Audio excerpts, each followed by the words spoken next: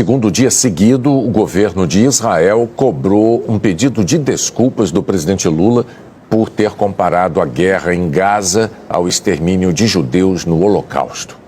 O chanceler brasileiro Mauro Vieira chamou as manifestações israelenses de inaceitáveis e mentirosas.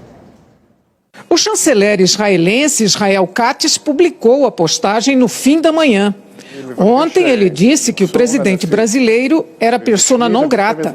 Hoje, em português, afirmou que milhões de judeus em todo o mundo estão à espera do pedido de desculpas e questionou como ousa comparar Israel a Hitler. Katz disse que Hitler levou milhões de pessoas para guetos, roubou suas propriedades, as usou como trabalhadores forçados e depois, com brutalidade sem fim, começou a assassiná-las sistematicamente.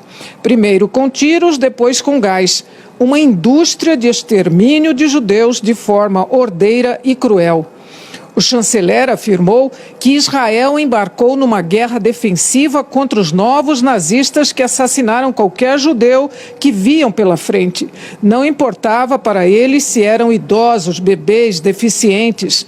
Eles assassinaram uma garota em uma cadeira de rodas. Eles sequestraram bebês.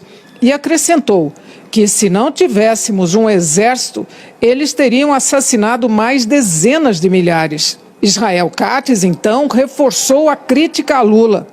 Que vergonha! Sua comparação é promíscua, delirante, vergonha para o Brasil e um cuspe no rosto dos judeus brasileiros. E concluiu insistindo na cobrança por um pedido de desculpas. Ainda não é tarde para aprender história e pedir desculpas.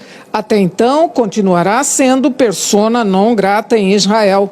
No início da tarde, a conta oficial do Estado de Israel, que é administrada pelo Ministério das Relações Exteriores, respondeu a uma publicação numa rede social que trazia a seguinte pergunta: o que vem à sua mente quando você pensa no Brasil?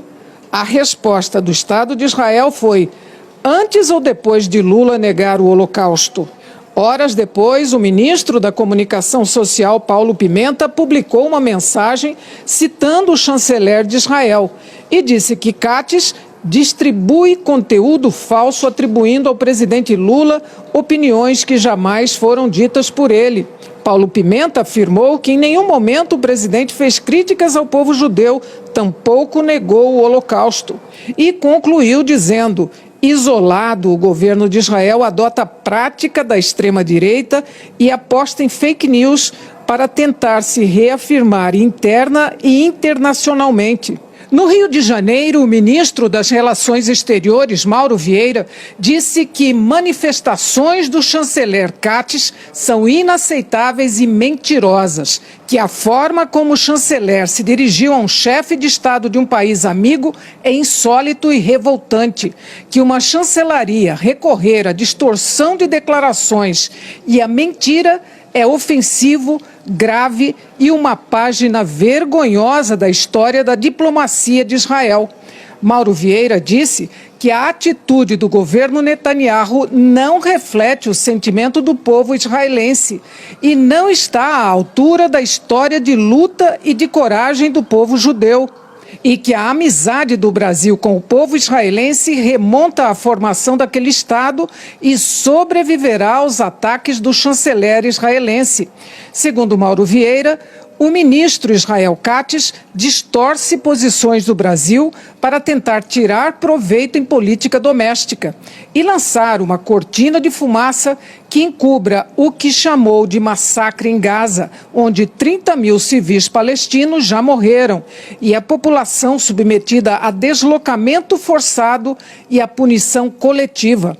O chanceler brasileiro disse ainda que isso tem levado ao isolamento internacional do governo Netanyahu, que a chancelaria israelense tenta esconder.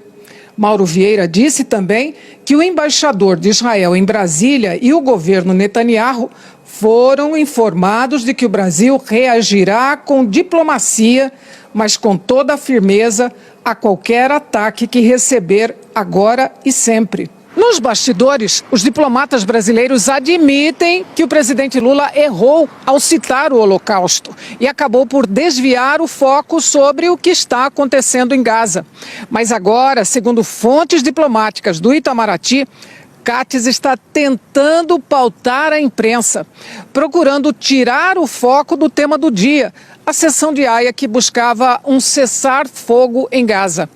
Os diplomatas consideraram péssima e grosseira a linguagem usada por Cates, um complicador a mais nessa crise diplomática. No fim do dia, na primeira sessão desde o início da crise, o presidente do Senado, Rodrigo Pacheco, do PSD, classificou a fala de Lula como inapropriada e cobrou uma retratação. Ainda que a reação feita pelo governo de Israel venha a ser considerada desproporcional, excessiva, violenta, indiscriminada, não há como estabelecer um comparativo com a perseguição sofrida pelo povo judeu no nazismo. Estamos certos de que uma fala inapropriada e equivocada não representa, e aqui digo eu, não representa o verdadeiro propósito do presidente da República Federativa do Brasil, Luiz Inácio Lula da Silva, que é um líder global conhecido por estabelecer ou buscar estabelecer diálogos e pontes entre as nações. Motivo pelo qual, em especial por essa confiança que este presidente tem no perfil conciliador do presidente Lula, é que uma fala dessa natureza deve render uma retratação. É fundamental que haja uma retratação e um esclarecimento com um pedido de desculpas em relação a uma parte da fala que estabelece esta premissa equivocada, pois o foco das lideranças mundiais deve estar na resolução do conflito entre Israel e Palestina. O discurso de Pacheco gerou reações. O líder do governo, Jacques Wagner, do PT, que é judeu, disse que os ataques de Israel na faixa de Gaza são condenáveis, mas afirmou que o presidente não poderia usar o Holocausto para nenhuma comparação.